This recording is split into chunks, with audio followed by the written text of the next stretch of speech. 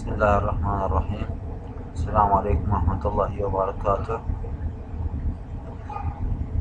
اليوم جبت لكم برنامج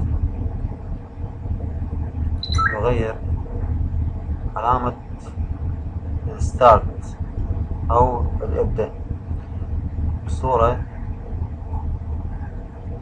أنت تحب تخليها. أنا حقيقة خليت صورة السيد المولى.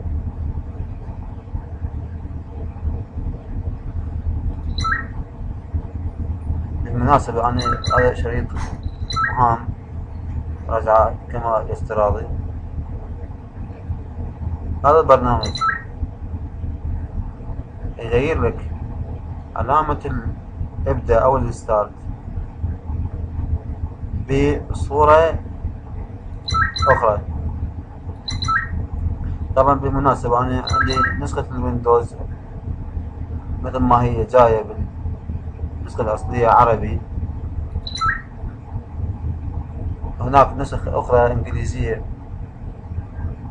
تأتي من الجهة اليسرى علامة الويندوز أو علامة ابدأ الستارت. البرنامج راح نطبقه. أنا جهزت البرنامج، جهزت الصورة اللي راح نخليها. البرنامج مثل ما هو أمامنا، برنامج يغير علامة ابدأ في شريط المهام. نضغط ضغطتين على البرنامج، نعطيه نعم. طبعا بالمناسبة هذا البرنامج أنا أهديه إلى أخوتي وأحبتي كل مقلدي السيد المولى الحسني الصافي.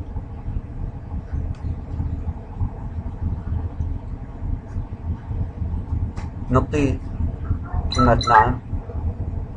طبعا بالمناسبة هاي اتفاقية، فأسأل الأخوة أنه لا ينسوني بالدعاء بالتوفيق وحسن العاقبة، وكما أنه لا أبرئ الذمة لكل من يغير علامة الويندوز، علامة الستارت عفوا، علامة ابدأ بغير صورة السيد المولى، وذلك حبا لجعل الويندوز بكل ما يملك تدريجيا بأن يكون حسني أو صرفي إن صح التعبير. نوافق على الاتفاقية، نعطي نعم. طبعا راح تخرج لنا هذه النافذة، تطلب من عندنا مكان استخراج ملفات البرنامج. أنا جهزت برنامج عفوا جهزت ملف لاستخراج البرنامج، نيو فولدر أو ملف مجلد جديد، ونسميه بنفس تسمية البرنامج. يعني نعطيه إعادة تسمية أو رينيم بالنسخ الإنجليزية، نسخة ويندوز الإنجليزية نعطيه نسخ. بعدين إذا سوينا مجلد جديد، أبغى نخلي نسوي مجلد جديد، مجلد أو كما قلنا بنسخ الويندوز النسخة الإنجليزية تأتي نيو فولدر مجلد جديد، نعطيها لصق.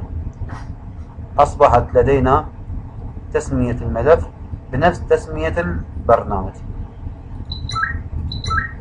نعطيها استعراض، نأتي على سطح المكتب باعتبار أنه الملف على سطح المكتب. هذا هو الملف. نعطيها موافق. موافق. شكرا لكم لتثبيت البرنامج. موافق. الملف نجد البرنامج موجود بعد استخراجه. ويندوز 7 ستارت. نأتي الآن للتطبيق. طبعا أنا مغير العلامة، لكن للفائدة سنغير العلامة حتى تعم الفائدة. عفوا،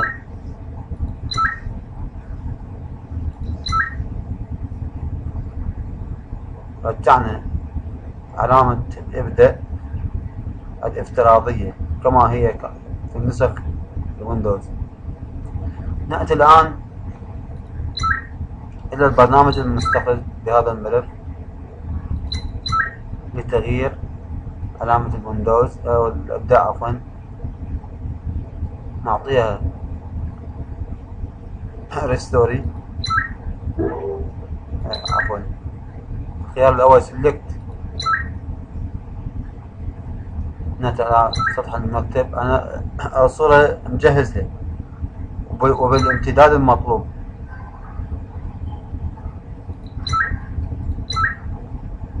هذه هي الصورة.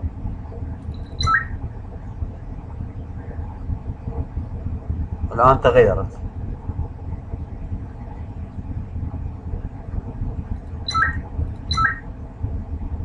هذا ولله الحمد. أخوكم عبد الله أبو زينب يسألكم الدعاء.